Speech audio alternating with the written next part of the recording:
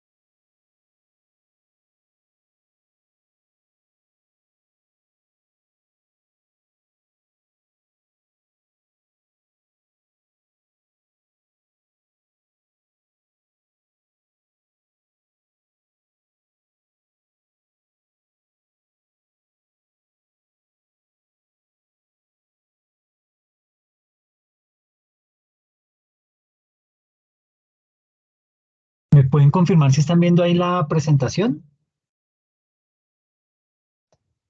Sí, profe.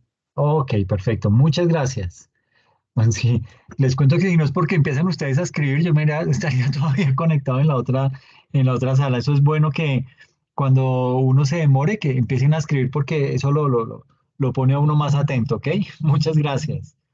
Bueno, hoy vamos a hablar de un tema que es bien, bien importante y que hace parte de nuestra función como eh, auditor externo, ¿sí? O revisor fiscal.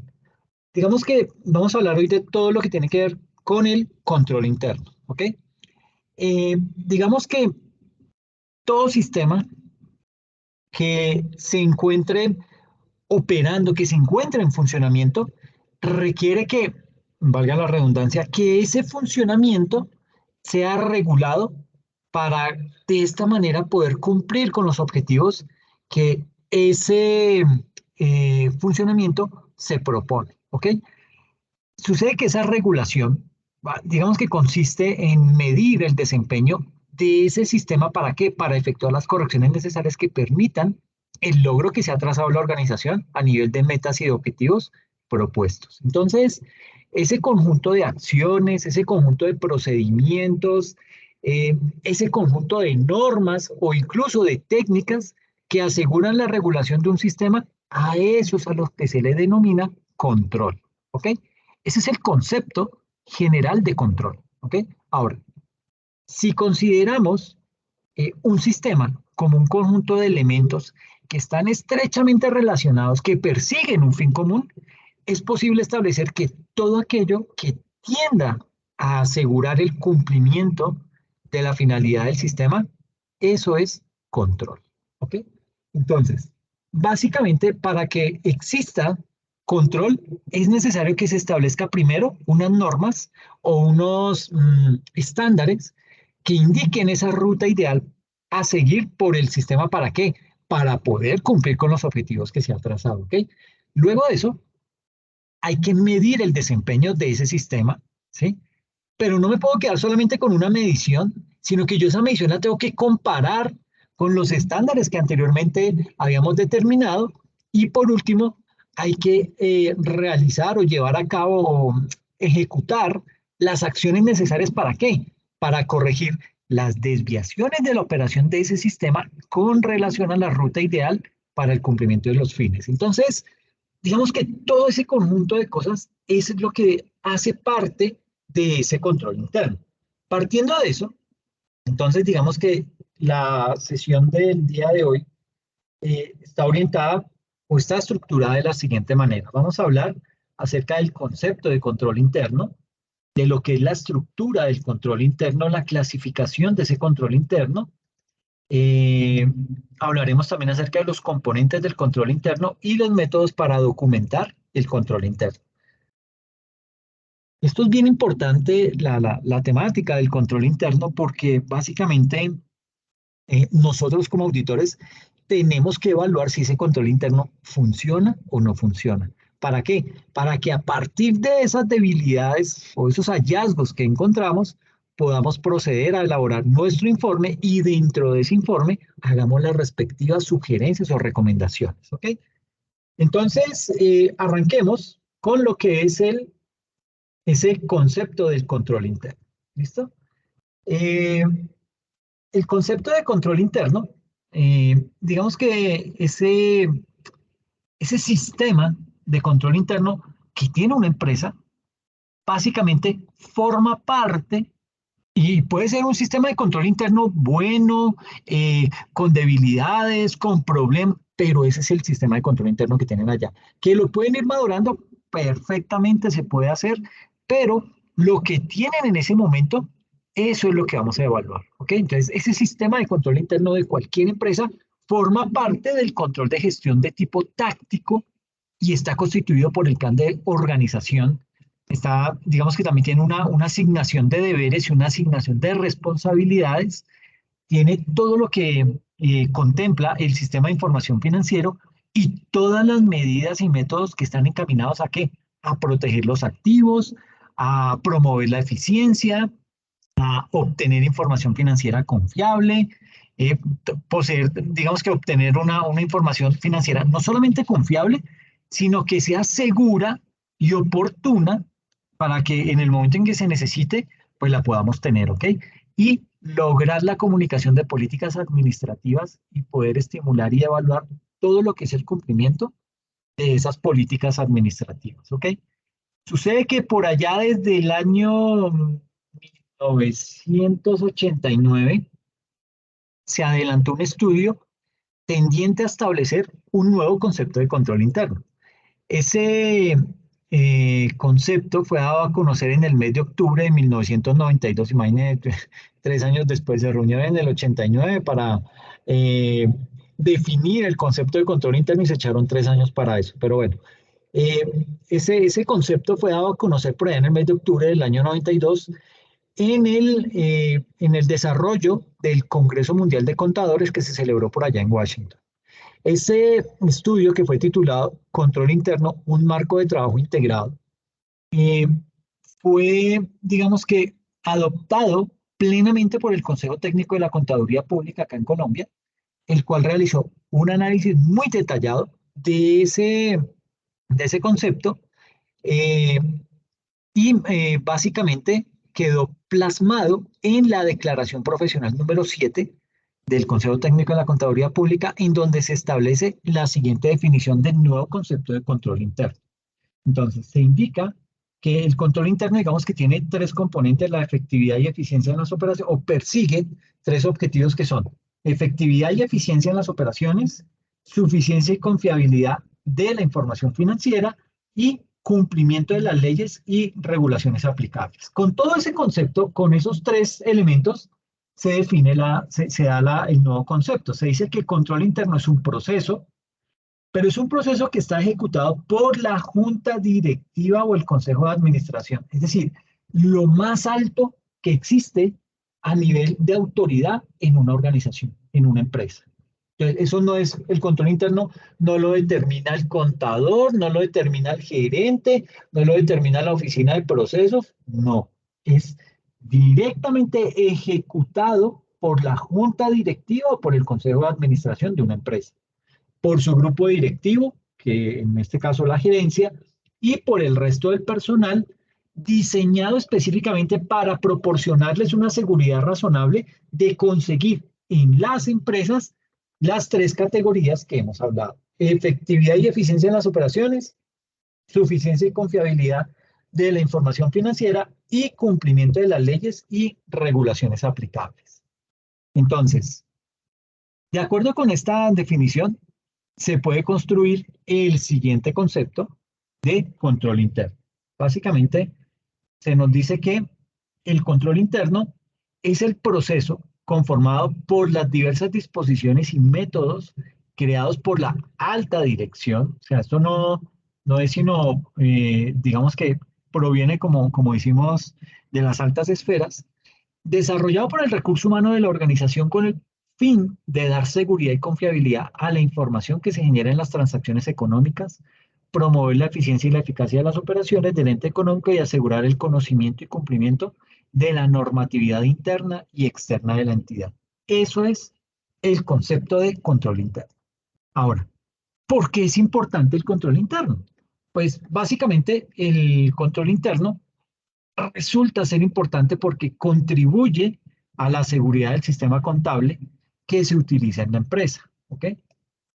Fijando y evaluando los procedimientos administrativos, los procedimientos contables, los procedimientos financieros que ayudan a que la empresa realice su objeto, lleve a cabo eso para lo cual fue creada como organización.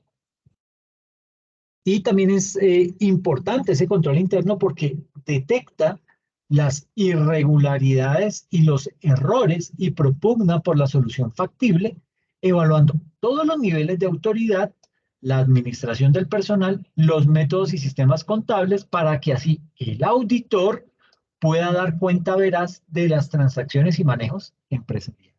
Esto es lo que nos da confianza en la organización de que no solamente el sistema contable es confiable, tiene cifras verdaderas, muestra razonablemente la situación financiera de la organización, sino que además me indica que todo lo que va orientado a conseguir que la contabilidad funcione, toda la parte de administración, todas las áreas de apoyo en la organización, todo funciona en pro de suplir todas las irregularidades y los errores que se detectan en las organizaciones. ¿Ok? Ahora bien, vamos a hablar acerca de lo que es la estructura del control interno. ¿Listo?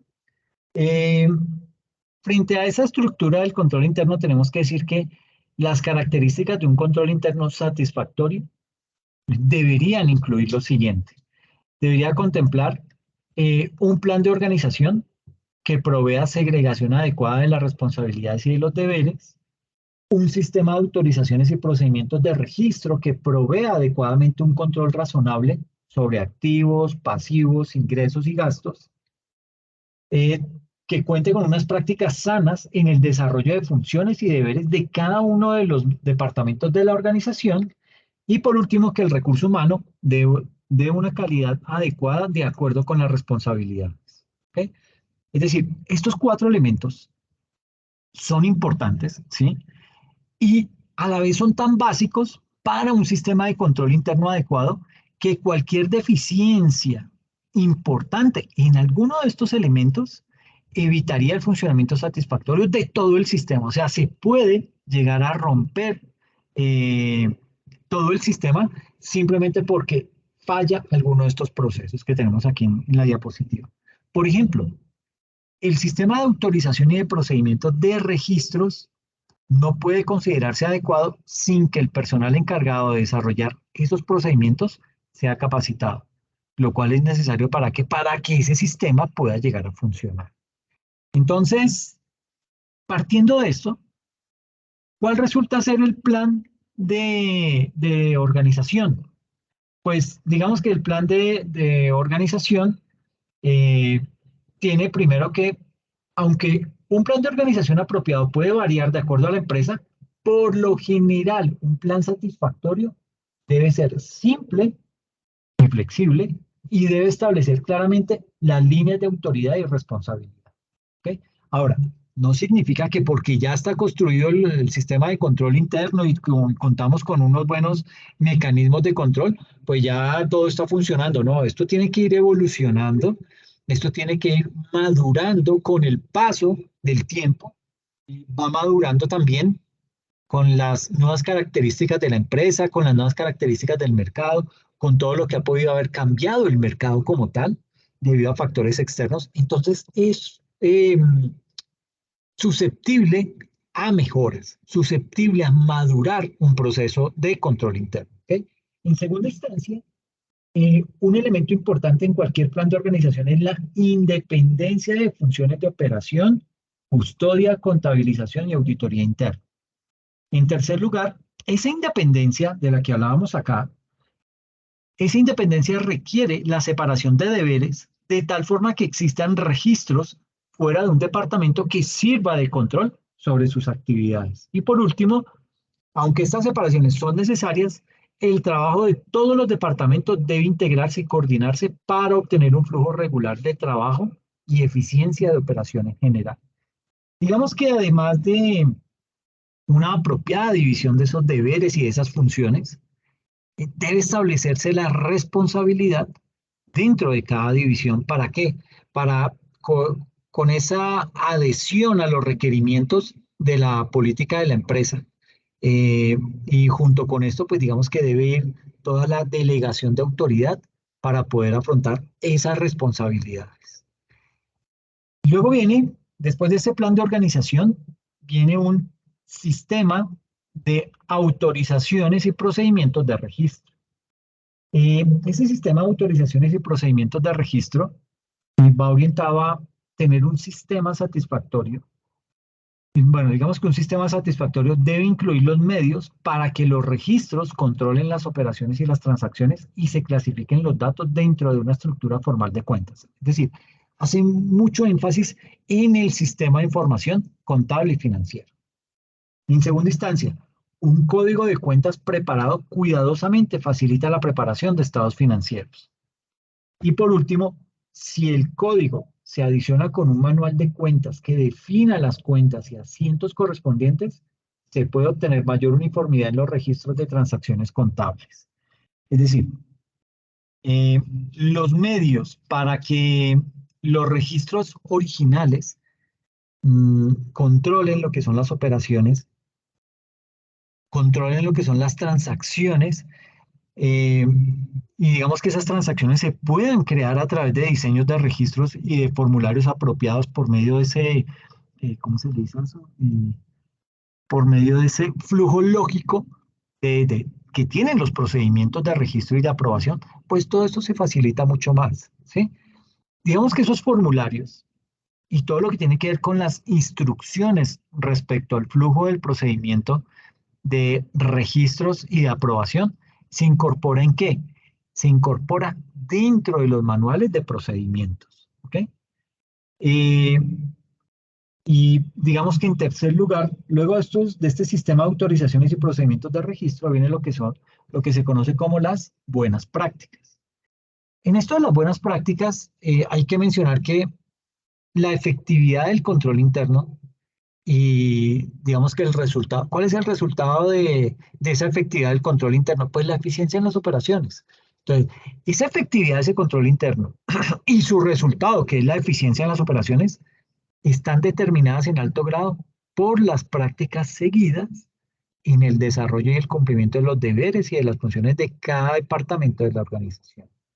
En ese orden de ideas, entonces, podemos decir que los procedimientos que son adoptados al interior de una organización, esos procedimientos deben proveer todos esos pasos necesarios para la autorización de transacciones, para el registro de esa transacción y para el mantenimiento de la custodia de esos activos. Prácticas sanas, digamos que proveen los medios para qué? Para asegurar la integridad de esas autorizaciones, de esos registros y de esa custodia. ¿Okay? Entonces, esto usualmente se consigue con una división tal de deberes y de responsabilidades que ninguna persona pueda manejar una transacción completamente de principio a fin. En segunda instancia, con esa división se promueve una comprobación auxiliar de la corrección del trabajo y la probabilidad de detección de errores se aumente. Y en tercer lugar, esta división de responsabilidad es aplicable tanto a los departamentos como a individuos y debe ejercerse en la organización y a todos los niveles de autoridad.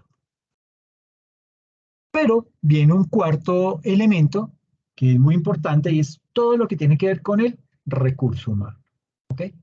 Frente a ese recurso humano, digamos que un sistema de control interno que pueda funcionar satisfactoriamente, un sistema de control interno, digamos que para que pueda funcionar de esa buena manera, depende no solamente de la planeación de una organización efectiva, sino y también de pronto de una organización que tenga implementadas unas muy buenas prácticas, que tenga implementados unos muy buenos procedimientos, sino también depende de la competencia de los funcionarios, depende de los jefes de los departamentos y de otros empleados que resulten ser claves. ¿Para qué?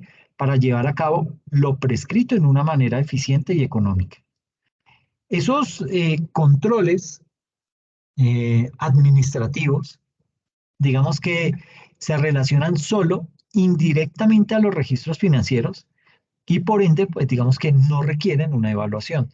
Ahora, si el auditor independiente o el auditor externo cree, sin embargo, que ciertos controles administrativos tienen importancia en relación con la razonabilidad de los registros financieros, pues ahí hay que considerar la necesidad de evaluar esos controles. Por ejemplo, todo lo que tiene que ver con los registros estadísticos que son mantenidos por el área de producción y por el área de ventas, o póngale por cualquier otro departamento de operaciones, ese tipo de registros estadísticos pueden requerir evaluación en un caso particular. Y eso es importante porque es que si usted no valida si esas estadísticas están bien elaboradas, si los datos fuente son confiables, si la información que se está mostrando coincide con la realidad de la organización, pues si no se hace ese tipo de procesos, de ahí en adelante lo que usted pretenda hacer pues, va a ser trabajo perdido porque existe una mancha de duda al respecto. Entonces, aquí podemos decir que la revisión de ese control interno por parte del auditor debe ser efectuada como una fase separada del examen, preferiblemente en una fecha intermedia, aplicando procedimientos de auditoría apropiados dirigidos particularmente a ¿qué? A evaluar la efectividad del sistema del cliente.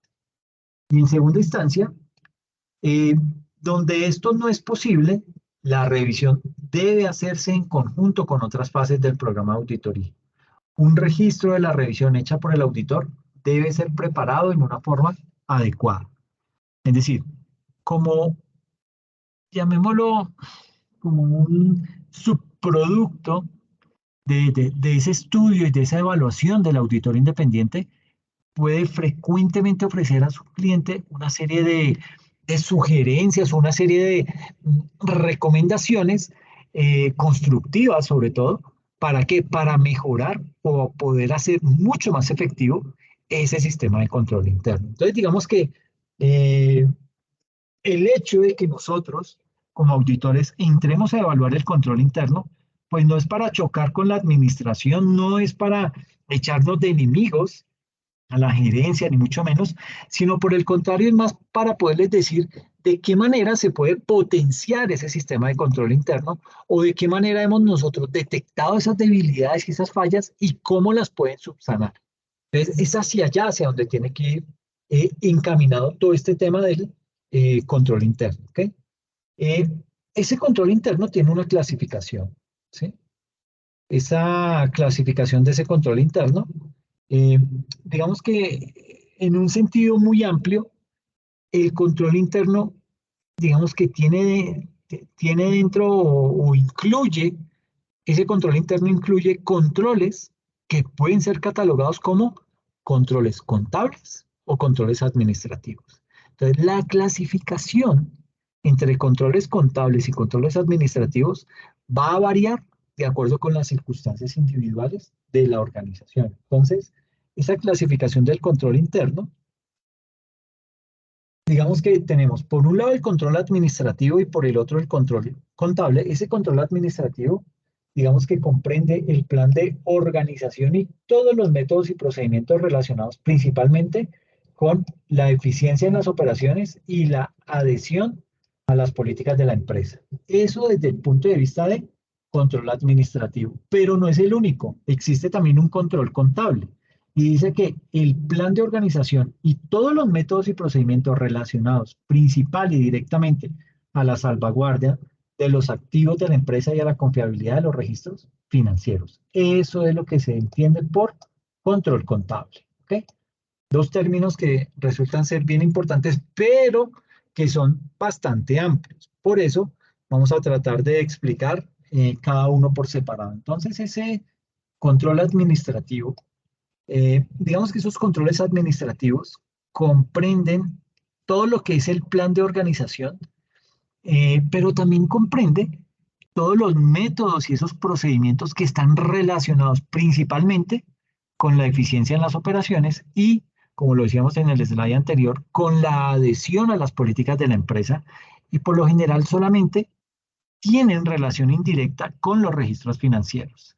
Este control administrativo, digamos que incluye más que todo controles tales como análisis estadísticos, estudios de emoción y tiempo, reportes de operaciones, programas de entrenamiento de personal, controles de calidad, etc. Entonces, dentro de ese control administrativo, en ese control administrativo se involucra el plan de organización y los procedimientos y registros relativos a los procedimientos decisorios que orientan la autorización de transacciones por parte de la gerencia. Y en segunda instancia, implica todas aquellas medidas relacionadas con la eficiencia operacional y la observación de políticas establecidas en todas las áreas de la organización. Ejemplo, que los trabajadores de la fábrica lleven siempre su placa de identificación, su placa o su carnet de identificación. Otro control administrativo sería la obligatoriedad de un examen médico anual para todos los trabajadores. Estos controles administrativos interesan en segundo plano a los auditores, pero nada les prohíbe realizar una evaluación de los mismos hasta donde consideren sea necesario para lograr una mejor opinión. Y aquí entran entonces en juego varias cosas. Y lo digo porque me pasó a mí. Eh, yo trabajo en otra institución y en esa institución pues a uno le realizan exámenes médicos cada año cuando va a iniciar actividad. Después de vacaciones le hacen un examen médico para corroborar que en efecto uno viene bien y pues no tiene ningún inconveniente. Pero ¿qué pasa? En época de pandemia, ese tipo de exámenes era virtual. Entonces, pues eran de lo más bobo del mundo. ¿Por qué? Porque decían, no, no, bueno, coloque su celular al frente y ahora inclínese hacia el frente, inclínese hacia el lado, inclínese hacia el otro, póngase en posición erguida, suba una rodilla, suba la otra, mande la cabeza para atrás, para adelante. Ah, no, usted está muy bien. En esa ocasión, mi diagnóstico fue, don Alexander, usted está perfecto, me dijeron. Entonces yo con eso se la monté a todo el mundo porque yo decía, no, yo estoy perfecto. Ese fue el resultado de mi examen, estoy perfecto.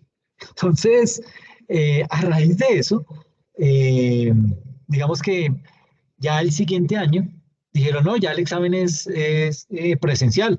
Entonces, pues yo iba con mi estado de salud perfecto. Y llegué allá así, muy pinchado. Cuando, listo, Alexander, venga, examen de optometría. Entonces me pusieron a leer unas cosas, no, cero, muy pequeña la letra, no, yo no lo pude leer, cada vez la retiraba más, entonces no, complicado, yo no sé eso cómo se llama, astigmatismo, no me acuerdo el nombre. Me decía, usted tiene que usar gafas ya para poder realizar cualquier tipo de lectura. Yo le decía, no, pero a mí eso no me gusta y las gafas, yo siento que no las necesito, no sé qué. Y me dijo, pero mire, lea esto entonces. Claro, no pude leerlo. Entonces, bueno, después pasé a otro lado y no, que la atención la tengo elevada. No, y una serie de cosas, o sea, salí de tener una salud perfecta a tener temas de tensión alta, falla en la vista, los oídos no estaban pues así, digamos, que de lo más chévere del mundo. Entonces, queda uno como un poquito achantado de eso, pero ese era el nivel de exámenes que hacían en la pandemia, o sea, para no tener contacto con las personas y ellos poder cumplir con su obligación. Le decían a uno, no, haga, párese al frente y haga esto, que haga aquello, y ya con eso le dan un diagnóstico de perfecto. Cuando en realidad habían más cosas y se necesitaba realizar unos exámenes mucho más profundos. Entonces, esto en lo que tiene que ver con el control administrativo. Pero como les digo, existe también un control contable. ¿Ok? Este control contable, digamos que esos controles contables comprenden o están orientados al plan de organización y de todos los métodos y procedimientos que están relacionados principal y directamente a la salvaguardia de los activos de la empresa y a la confiabilidad de los registros financieros. Hacia allá se orientan esos controles contables.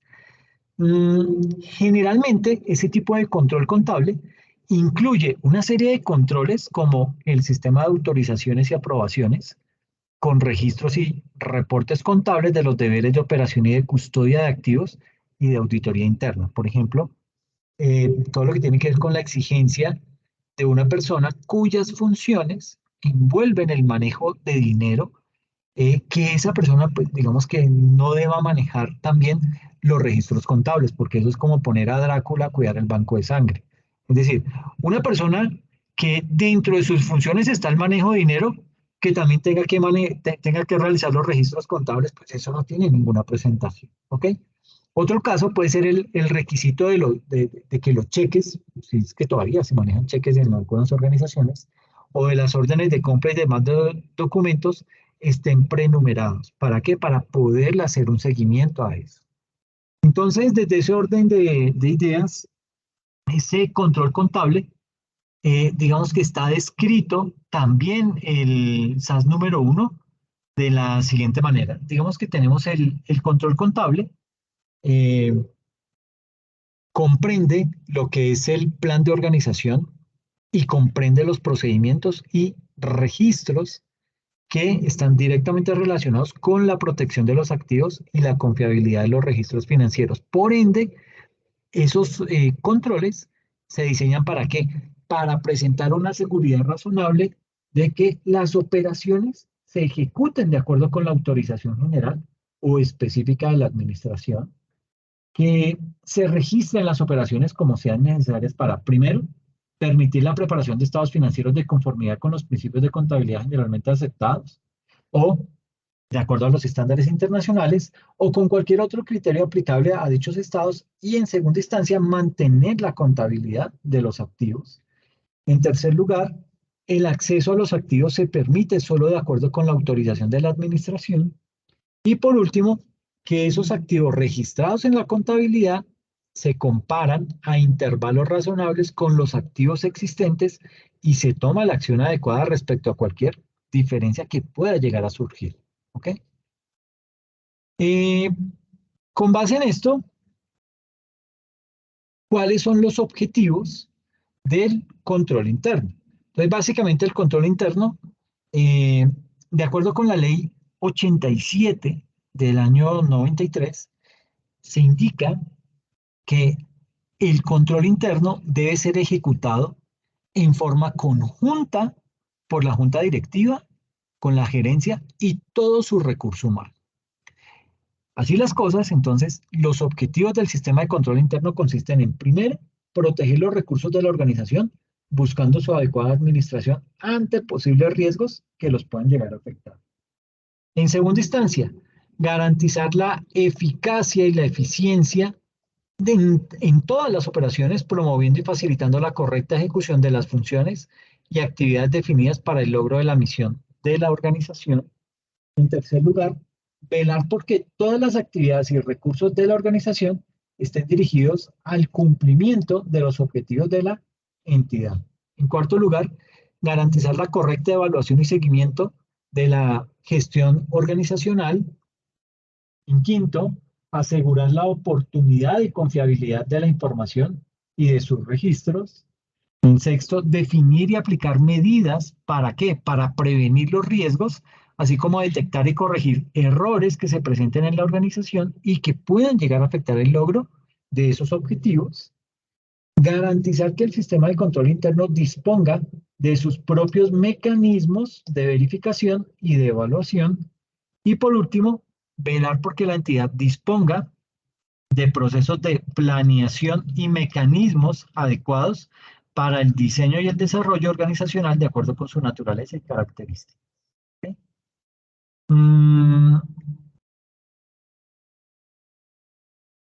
Y ahora, lo que son los componentes del control interno. Entonces, esos componentes del control interno, digamos que partiendo del hecho de lo que es el nuevo concepto de control interno, que es un concepto que está constituido por una serie de componentes que están interrelacionados, derivados de la forma de gestionar la organización. Entonces, esos componentes de ese control interno, pues básicamente estamos hablando de lo que es el ambiente de control, estamos hablando de la evaluación de riesgos, de las actividades de control, de la información y de la comunicación y de la supervisión y seguimiento. Estos son los componentes del control interno, estos 5 ítems. Ambiente de control, evaluación de riesgos, actividades de control, información y comunicación y supervisión y seguimiento. ¿Okay? Entonces miremos cada uno de ellos con el propósito de tener una idea muy general. Frente al tema del ambiente de control, entonces digamos que la empresa o esa organización debe establecer un entorno que permita el estímulo y que además produzca influencia en la actividad del recurso humano respecto a qué? Respecto al control de sus actividades. Entonces, para que ese ambiente de control se pueda generar, sea propicio, se requiere de otros elementos que están asociados al mismo ambiente de control y que son, en principio, todo lo que tiene que ver con la integridad y los valores éticos. Es decir, ¿a qué hace referencia esa integridad y valores éticos? Que en este punto se deben establecer esos valores éticos y de conducta que se esperan del recurso humano que trabaja en la organización, que están al servicio de la organización. ¿Ok? Se espera también que ese recurso humano implemente esta integridad de valores éticos en el desempeño de sus actividades propias. Aquí en este punto también hay que mencionar que los altos ejecutivos, ellos tienen una responsabilidad muy importante al interior de la organización y es que ellos deben comunicar y deben propender por fortalecer todo lo que son los valores éticos y conductuales, pero con su ejemplo, ¿ok? Es muy diferente que yo me ponga a tratar de evangelizar a punta de, como dicen en las iglesias, a punta de bibliazos. Eso no funciona. Tiene que ser con el ejemplo. Entonces, si el líder, si esa autoridad máxima en la organización da ejemplo, pues los otros, digamos que él ya está en posición de exigir porque él lo está haciendo, él lo está cumpliendo. Eso se puede hacer. Entonces, ¿por qué los otros no lo hacen? ¿Ok? Viene un segundo ítem que tiene que ver con la competencia. Esta competencia se refiere básicamente al conocimiento y a la habilidad que debe poseer toda persona que pertenezca a esa empresa. ¿Para qué necesita ese conocimiento? Para poder desempeñar satisfactoriamente la actividad que le han encomendado. ¿Okay? Luego viene un tercer ítem que habla acerca de lo que es la experiencia y la dedicación de la alta administración. Y en este punto es muy importante que quienes determinan los criterios de control posean muy buena experiencia, que además tengan dedicación y que se comprometan en la toma de las medidas adecuadas. ¿Para qué? Para mantener el ambiente de control en la organización. Y en último lugar, tenemos lo que es la filosofía administrativa y el estilo de operación, que eso es muy propio de toda organización. No todas tienen el mismo estilo o la misma filosofía. Y aquí esto es sumamente importante que se muestre una adecuada actitud hacia los productos de los sistemas de información que conforman a la empresa. Aquí tiene una gran influencia la estructura organizativa, ¿sí? Tiene gran influencia la delegación de autoridad y responsabilidades y políticas y todas las prácticas del recurso humano. Entonces, aquí en este punto es muy importante la determinación de actividades para el cumplimiento de la misión de la empresa, la delegación de esa autoridad en la estructura jerárquica, todo lo que tiene que ver con la determinación de las responsabilidades a los funcionarios, pero en forma coordinada, ¿para qué? Para que todos puedan llegar a cumplir sus objetivos, ¿ok? Pero eso lo hago yo como cabeza de la organización, como miembro de esa alta, digamos que es miembro de esa jerarquía interna de la organización, ¿ok? Entonces, básicamente este ambiente de control, el ambiente de control, digamos que significa la actitud global, significa conciencia, significa acciones de directores, significa acciones de la administración respecto a qué, respecto al sistema de control interno y su importancia en la entidad. Entonces, ese ambiente de control tiene un efecto sobre qué? Tiene un efecto sobre la efectividad de todos los procedimientos de control que se tiene en la empresa. Un ambiente de control fuerte, por ejemplo, un ambiente de control con, valga la redundancia, con controles presupuestales estrictos, ¿sí? Que tiene una función de auditoría interna efectiva, esos pueden complementar en forma muy importante los procedimientos específicos de control. Ahora, un ambiente fuerte no asegura por sí mismo la efectividad del sistema de control interno, ¿sí? Eso necesita además ingredientes, no es solamente que con eso yo ya logro implementar todo un sistema de control interno, ¿ok? Aquí también entra entonces el tema de la evaluación de riesgos. Y es que la evaluación de riesgos es importante, ¿por qué? Porque todo nuestro proceso de auditoría es basado en riesgos, ¿ok? Entonces, partiendo de esa evaluación de riesgos, podemos decir que los factores que pueden terminar interfiriendo el cumplimiento de los objetivos que se ha trazado la organización se denominan riesgos, ¿ok? Esos riesgos pueden provenir del medio ambiente o pueden provenir de la misma organización, ¿sí? Entonces, se debe establecer todo un proceso amplio que me permita identificar, pero que a la vez me permita analizar esas interrelaciones relevantes de todas las áreas de la organización y de esas áreas de la organización con el medio que la rodea. ¿Para qué se hace eso? Para poder determinar los posibles riesgos, o sea, riesgos tanto internos como externos. Entonces, toda organización, digamos que se encuentra sumergida en un medio ambiente que cambia, en un medio ambiente que en algunas ocasiones se torna turbulento, que en algunas ocasiones se torna hostil.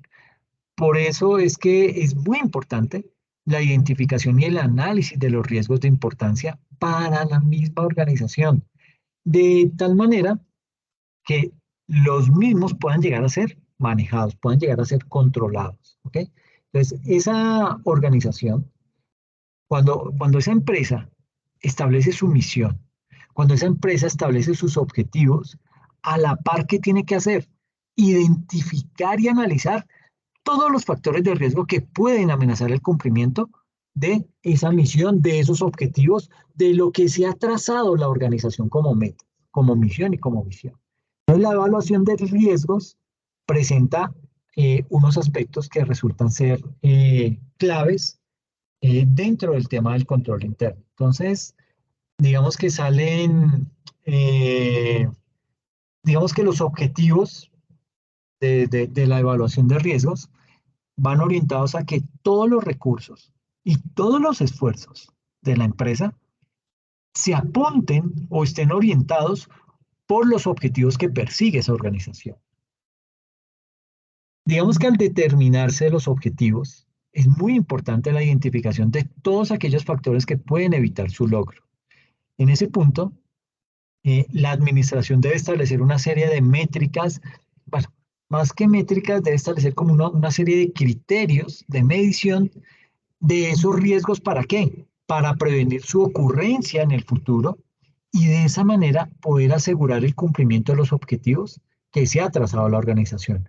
En ese orden de ideas, las categorías de los objetivos se relacionan directamente con los objetivos de control interno que se han planteado anteriormente. Entonces, aquí hablamos de una serie de objetivos de información financiera. Pues esos objetivos, su nombre mismo lo dice, están orientados a la obtención de información financiera, pero una información financiera que tenga una característica de suficiencia y de confiabilidad. Están los objetivos de operación, que son los que pretenden lograr efectividad y eficiencia de las operaciones. Están los objetivos de cumplimiento, que son los que se orientan al apego a las leyes, ¿sí? A ese apego a los reglamentos y a ese apego a las políticas que son emitidas por la administración. Entonces, partiendo de esos objetivos, digamos que cuando uno realiza el análisis de riesgos y todo el proceso de ese análisis de riesgos, encontramos que los aspectos importantes a incluir son la estimación de la importancia del riesgo y sus efectos, la evaluación de la probabilidad de ocurrencia, con qué frecuencia se puede llegar a presentar ese riesgo, ¿sí? El establecimiento de acciones y controles necesarias, cómo yo hago para implementar una serie de medidas para evitar que ese riesgo se materialice. Y por último, realizar una evaluación periódica de todos estos procesos de la estimación y de la importancia del riesgo, de la evaluación de la probabilidad de ocurrencia y del establecimiento de acciones y controles necesarios. Eh, Además, bueno, digamos que aquí debe surgir un manejo de cambios, ¿sí? Digamos que el manejo de cambios está relacionado con la identificación de los cambios que puedan tener influencia en la efectividad de esos controles internos que ya han sido establecidos en la organización. Ahí digamos que vale la pena mencionar que todo control que sea diseñado por la empresa para una situación específica, ese tipo de control puede en algún momento llegar a ser inoperante cuando las circunstancias cambian, ¿sí? Por eso es que si yo voy a cambiar algún proceso, si yo voy a cambiar algún procedimiento al interior de la organización, yo debo entrar otra vez y evaluar los riesgos para empezar a identificar los riesgos, eh, categorizarlos y gestionarlos, ¿ok? Si yo no hago esa tarea, posiblemente voy a tener que estar dentro de poco volviendo a replantear esos controles porque no están funcionando, ¿ok? Ese elemento, digamos que tiene una estrecha relación con el proceso de análisis de riesgos. ¿Por qué? Porque el cambio en sí, ese cambio implica un factor que puede incidir en el éxito o en el fracaso de esos objetivos, ¿ok? Pero además de los factores que pueden impedir el cumplimiento de esos objetivos que hemos hablado, de esos objetivos que se ha trazado la organización, hay que tener en cuenta lo que es el riesgo de auditoría. ¿Qué es ese riesgo de auditoría? Es un riesgo que consiste en que el auditor no detecte un error de importancia relativa que pueda existir en el sistema que estamos evaluando, ¿ok? Ese riesgo de auditoría puede consistir en un riesgo inherente, que es un riesgo propio de la actividad organizacional, ¿sí? ¿Qué riesgo puede ser inherente? Yo siempre les coloco el mismo ejemplo. Un taxista. Un riesgo inherente es que el señor saque su carro y el riesgo está en que se pueda estrellar, porque como transita por toda la ciudad, se está movilizando, se pasa un semáforo en rojo, pues puede ser que exista la posibilidad alta de que tenga un choque, ¿ok? Básicamente a eso es a lo que se conoce como un riesgo inherente, un riesgo que es propio del desarrollo de esa actividad. Pero también tenemos los riesgos de control, ¿sí? Es decir, cuando tenemos un control, hemos implementado una serie de controles y debido a la falta de mantenimiento de esos controles, pues alguno de esos controles deja de funcionar o ya se ha vuelto obsoleto ese control y ha permitido una serie de fugas a nivel de la organización. Y también existe el riesgo de detección. Ese orden de ideas, cuando uno está evaluando los riesgos, bueno, digamos que aquí se habla a nivel de lo que es un riesgo de auditoría, que ese riesgo de auditoría significa el riesgo de que el auditor dé una opinión de auditoría inapropiada cuando los estados financieros están elaborados en forma errónea de una manera importante. El riesgo de auditoría tiene tres componentes: el riesgo inherente, el riesgo de control y el riesgo de detección. En segunda instancia, el riesgo inherente es la susceptibilidad del saldo de una cuenta o clase de transacciones a una representación errónea que pudiera ser de importancia relativa individualmente o cuando se agrega con representaciones erróneas en otras cuentas o clases, asumiendo que no hubo controles internos relacionados. En tercer lugar, el riesgo de control, que es básicamente el riesgo de que una representación errónea que pudiera ocurrir en el saldo de una cuenta o una clase de transacciones y que pudiera ser de importancia relativa individualmente o cuando se agrega con representaciones erróneas en otros saldos o clases, no se ha prevenido o detectado y corregido con oportunidad por los sistemas de contabilidad y de control interno. Eso es un riesgo de control. ¿Okay? Y viene el último, que es un riesgo de detección, que es básicamente el riesgo de que los procedimientos sustantivos de un auditor no detecten una representación errónea que existe en un saldo de una cuenta o clase de transacciones que podría ser de importancia relativa individualmente o cuando se agrega con representaciones. ¿Ok? Esto es lo que tiene que ver con la evaluación de los riesgos. Luego viene el famoso ambiente, las famosas actividades de control. ¿Que a qué hacen referencia esas actividades de control? Básicamente hace énfasis en que las actividades de una organización se manifiestan en las políticas, en los sistemas y procedimientos siendo realizadas por el recurso humano que integra o que hace parte de esa organización. Y en segunda instancia, todas aquellas actividades que se orientan hacia la identificación y análisis de los riesgos reales o potenciales que amenacen la misión y los objetivos y que están en beneficio de la protección de los recursos propios o de los terceros en poder de la organización, son actividades de control. Es decir, esas actividades de control pueden ser temas como aprobación, ¿sí? Una actividad de control también puede ser una autorización, una verificación, ¿sí? Una inspección, una revisión de indicadores de gestión, ¿sí? Una salvaguarda de recursos, una segregación de funciones, una supervisión y un entrenamiento adecuado. Todo eso son actividades de control. ¿Listo? Y viene un cuarto ítem que tiene que ver con todo lo que abarca la información y la comunicación. Es decir, en temas de información y de comunicación, hay que contemplar la capacidad gerencial de una organización está en función de la obtención y uso de una información adecuada y oportuna.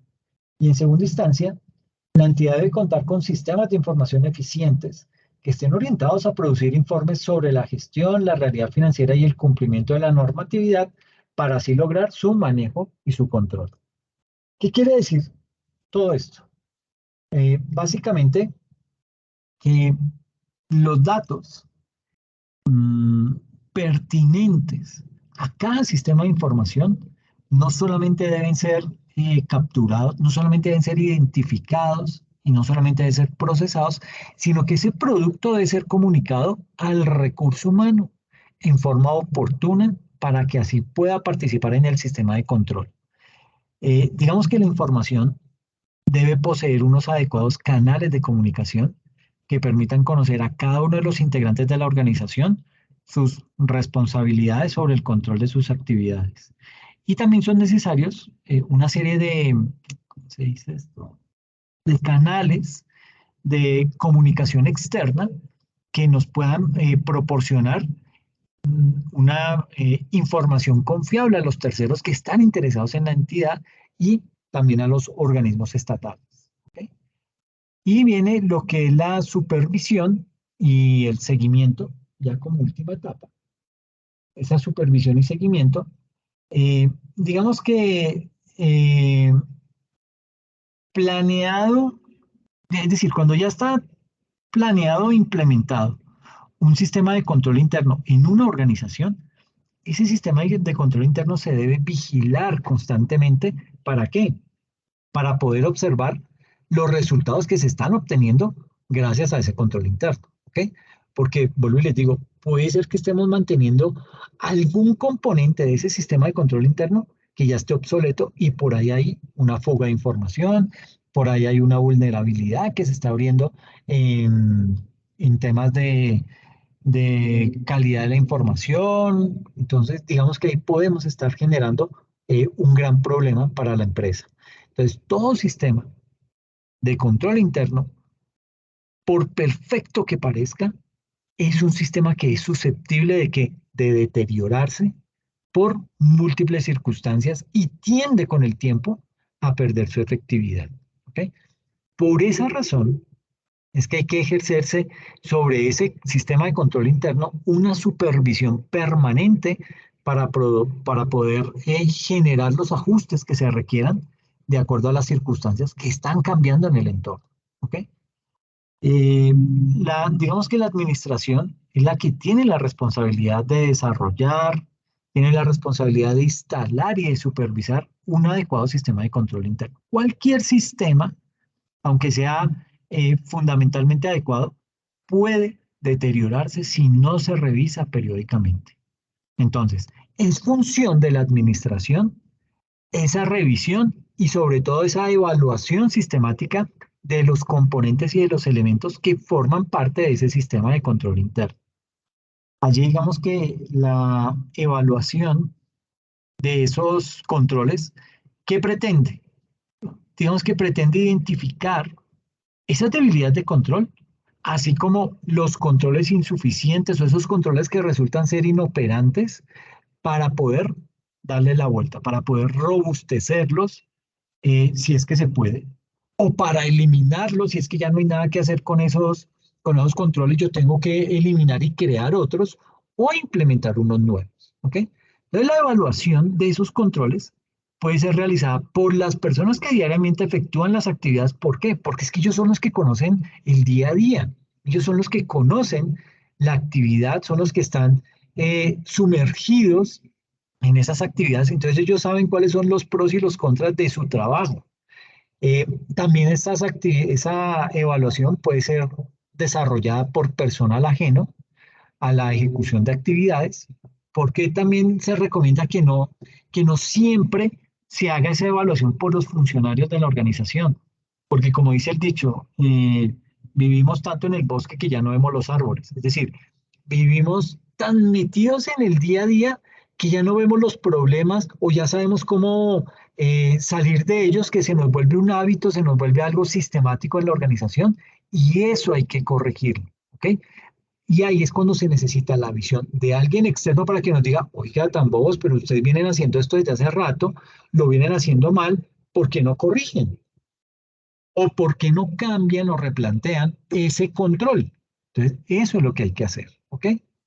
Y también esa evaluación puede ser desarrollada, digamos que combinando tanto personal interno como personal externo, ¿ok? Ese sistema de control interno, vuelvo y digo, debe estar bajo una supervisión continua para determinar si las políticas descritas están siendo interpretadas apropiadamente y si se llevan a cabo. ¿Sí? Puede ser que algo no esté funcionando como se espera. Los cambios en las condiciones de operación no han hecho estos procedimientos obsoletos o inadecuados. Y tercero, es necesario tomar oportunamente efectivas medidas de corrección cuando sucedan tropiezos en el sistema. Ese personal de auditoría interna es un factor importante en el sistema de control interno, ya que provee los medios de revisión interna de la efectividad y adherencia a los procedimientos prescritos. ¿Ok?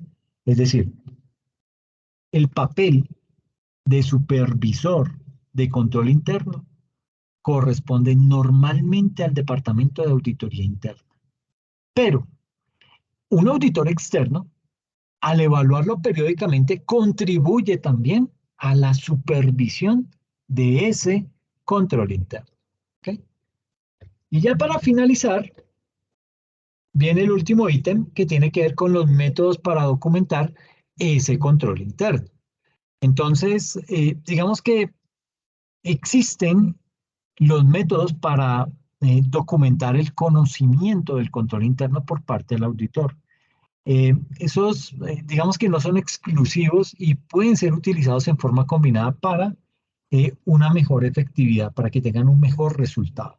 En ese orden de ideas, esos métodos para documentar el conocimiento del control interno van orientados a, digamos que se basan en un método descriptivo, se basan en un método gráfico y se basan en un método de cuestionar. Entonces, veamos cada uno de ellos como para poder tener una mejor información al respecto.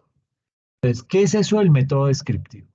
Ese método descriptivo, digamos que hace referencia o consiste en la narración de esos procedimientos que están relacionados con el control interno. Esos procedimientos pueden dividirse por actividades que pueden ser por departamentos, pueden ser por empleados y pueden ser también por cargos o por registros contables, si es que estamos analizando algún componente de la contabilidad.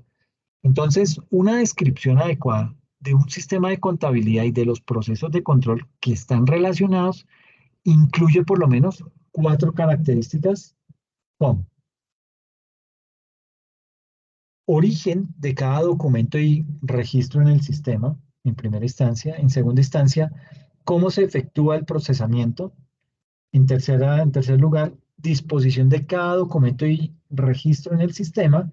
Y cuarto, indicación de los procedimientos de control pertinentes a la evaluación de los riesgos de control. Eso desde el punto de vista del método descriptivo. Frente al método gráfico, ¿qué hay que decir?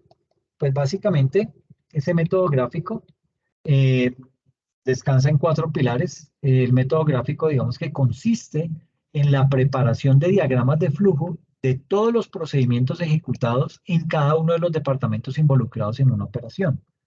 Entonces, mire que cuando en una organización no existe una documentación de los procesos y de los procedimientos, pues ya eso es una debilidad, ¿ok? Ahora, conozco empresas que puede que no tengan ni un solo documento o un solo procedimiento levantado, documentado, bien estructurado, sino que ya la gente sabe cómo hay que realizar la actividad, que ese tipo de situaciones fluyen al interior de la organización. Entonces, ¿con esto qué quiero decir? Que si bien es cierto, no tener documentados los procesos no es, bueno, es un pecado, pero eh, digamos que no es un pecado que lo condena al infierno, es un pecado que básicamente usted puede ir resarciendo, es un pecado que usted puede ir trabajando para subsanar ese tipo de situación, ¿ok? Entonces, porque es que casi siempre en temas de auditoría y cuando vamos a evaluar el control interno, el manual de funciones, que obviamente toda empresa debería tenerlo, pero hay empresas que no lo tienen, ¿sí? Eh, pero vuelvo y digo, no por eso vamos a crucificar a esa empresa, no por eso vamos a crucificar a la Junta de Administración, porque pues posiblemente su organización va orientada a eso, pero no quiere decir que no tengan, que no sepan cómo desarrollar su actividad. ¿Cuál es la desventaja de no tener un procedimiento documentado? Que si hay una alta rotación de personal, pues va a ser mucho más difícil que una persona nueva entre y le coja el tiro a ese nuevo cargo, ¿ok? Entonces, cuando eso es demorado, cuando la curva de aprendizaje es demorada, termina costándole dinero a la empresa, cosa que se evita teniendo documentados los procesos, porque yo primero los capacito, les doy la información, les doy una indicación sobre cómo se debe desarrollar el tema y ya el funcionario arranca por sí solo. Entonces, pues digamos que eso como primer punto del método gráfico. En segundo lugar, un diagrama de flujo de control interno consiste en una representación simbólica y por medio de un flujo secuencial de los documentos de la entidad auditada. En tercer lugar, el diagrama de flujo debe representar todas las operaciones, todos los movimientos, demoras y procedimientos de archivo concernientes al proceso descrito. Y por último, Este método debe incluir las mismas 4 características del método gráfico enunciadas anteriormente. Y viene el tercer método, que es el método de cuestionarios. Ese método de cuestionarios, digamos que va orientado a lo siguiente. Básicamente consiste en un listado de preguntas a través de las cuales se pretende evaluar las debilidades y las fortalezas del sistema de control interno.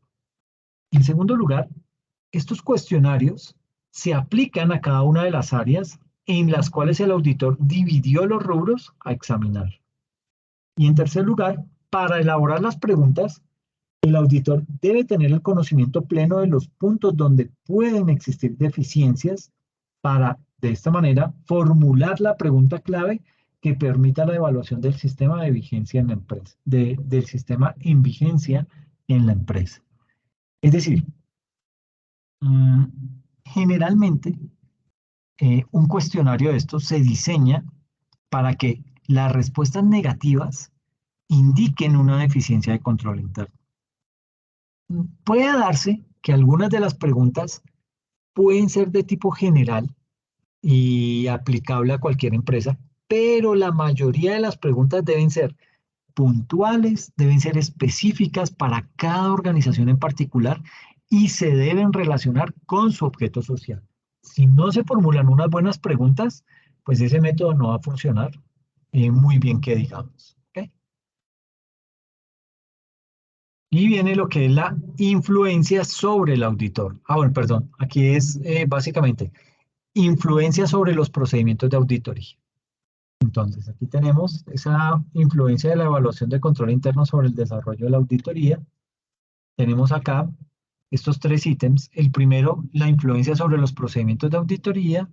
El segundo, la influencia sobre el dictamen del auditor. Y la tercera, la influencia sobre el auditor.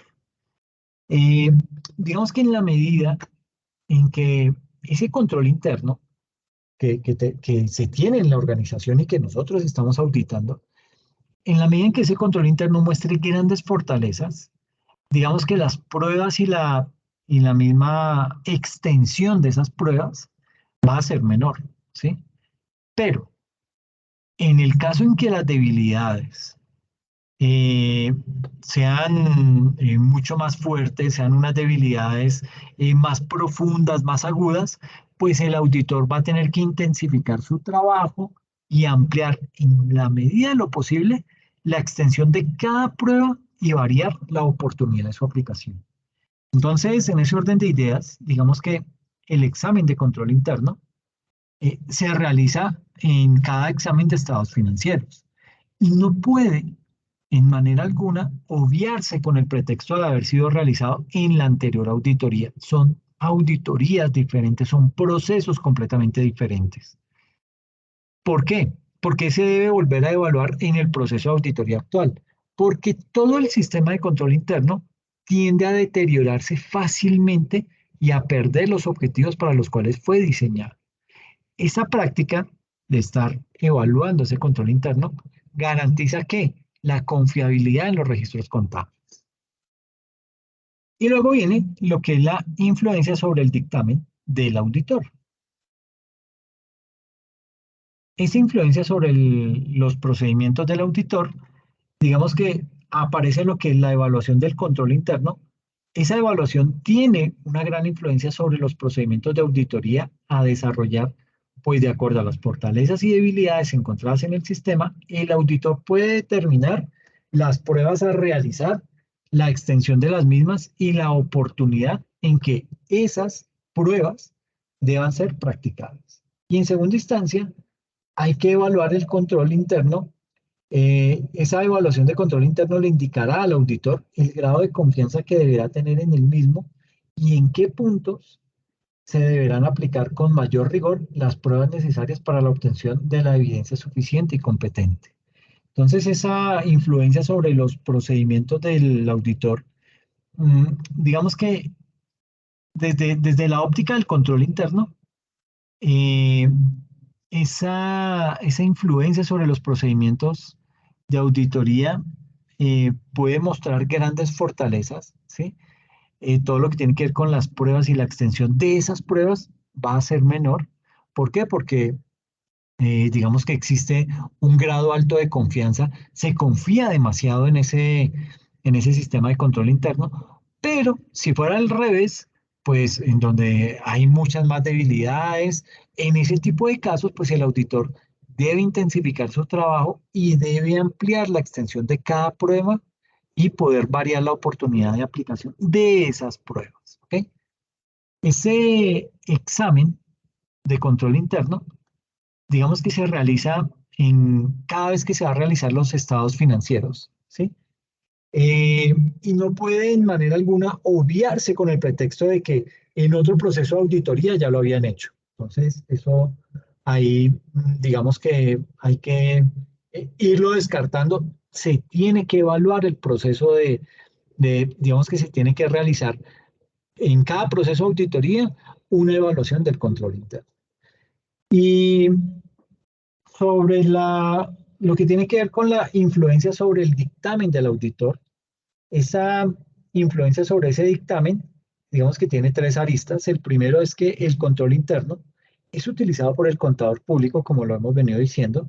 ¿Para qué? Para poder fundamentar su confianza en los registros contables, los cuales son la base para obtención de los estados financieros sobre los que va a emitir una opinión profesional en su dictamen. En segundo lugar, el objetivo de la auditoría es el dictamen en el cual el contador va a emitir su opinión sin ninguna salvedad en el evento que se satisfaga la evidencia suficiente y competente encontrada. Y en tercera, si la evaluación de ese control interno no le permite depositar en él toda su confianza y si no tiene suficiente evidencia en algunos registros contables, incluirá en el dictamen una salvedad o excepción particular a los mismos.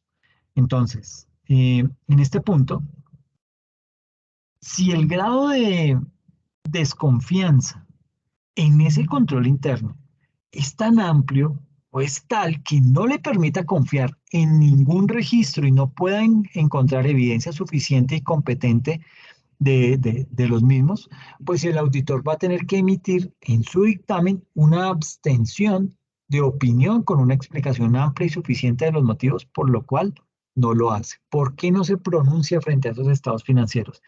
Eso casi nunca se da, ¿sí? Puede que salga algún pronunciamiento con salvedades, ¿sí? Pero no que a raíz de alguna situación particular, pues el auditor no se pronuncie. Eso, digamos que yo nunca lo he visto, ¿ok? Pero bueno, digamos que el hecho de que nunca lo haya visto no significa que no exista o no se hayan presentado. Hay otro aspecto que tiene que ver con la influencia del auditor o la influencia sobre el auditor. Eh, digamos que el sistema de control interno, como ya lo decíamos, pues es responsabilidad única y exclusiva de la administración de la organización. Eh, Entidades estas que organizan, implementan e implantan ese sistema de control interno en la organización. Dentro de todo eso, el papel del contador público en su calidad de auditor frente al mismo es de evaluarlo. ¿Para qué? Para poder determinar su eficacia y su eficiencia y de esa manera poder establecer el grado de confianza que merece y de esa manera determinar el efecto en los estados financieros que están siendo sujetos a qué? A examen.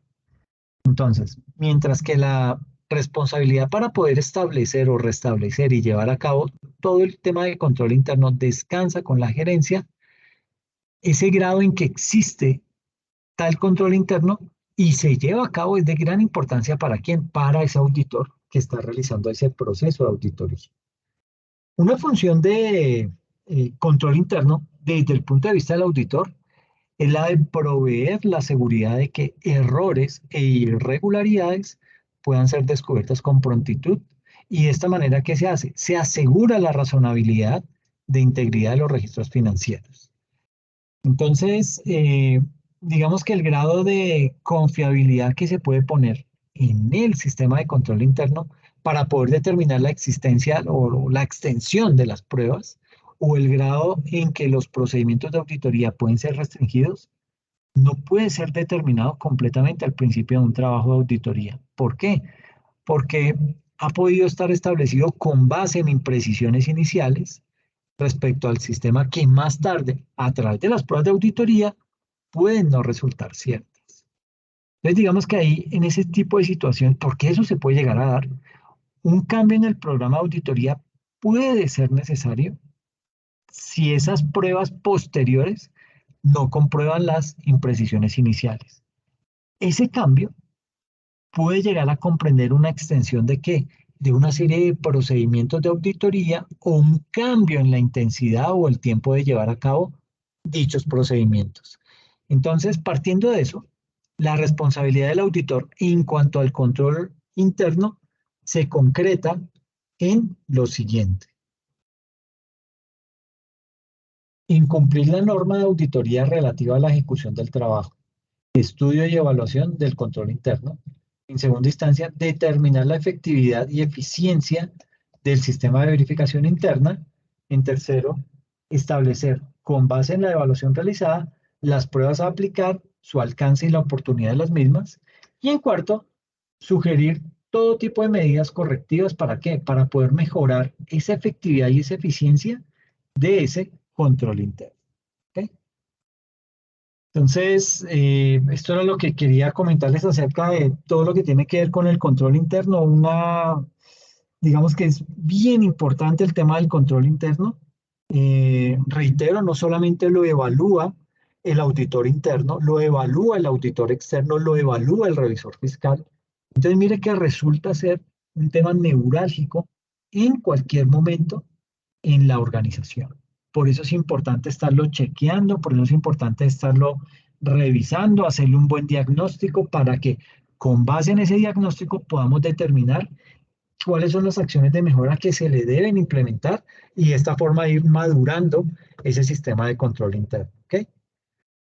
Mm, Antes de retirarnos, pues quería recordarles que este fin de semana es la entrega de la actividad.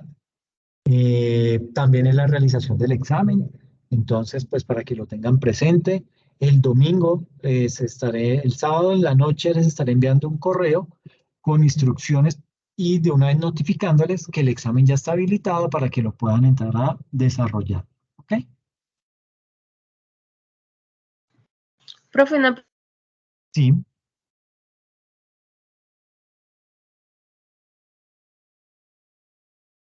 Se te fue el audio. no me entiendo. ¿Sí me escucha? Ahora sí, ya. Hola.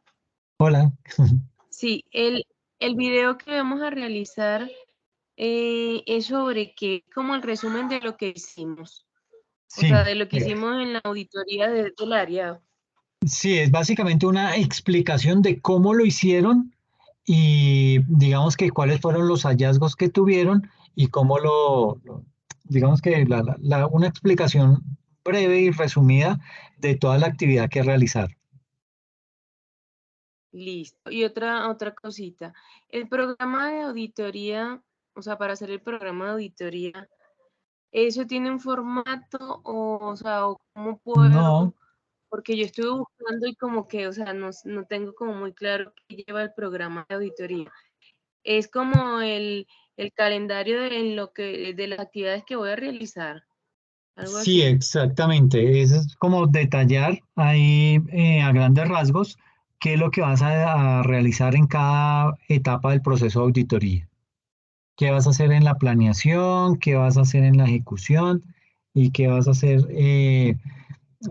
con todo el tema de los hallazgos que vas a empezar a detectar y el informe. Ese es el plan de auditoría. Eso no tiene un formato. Eso, digamos que es eso puede ser en una tabla o puede ser hasta de pronto, en algunas ocasiones le colocan fechas como para ir desarrollando el proyecto, pero no tiene un formato específico. Ah, listo, perfecto, gracias. Ok, Verónica.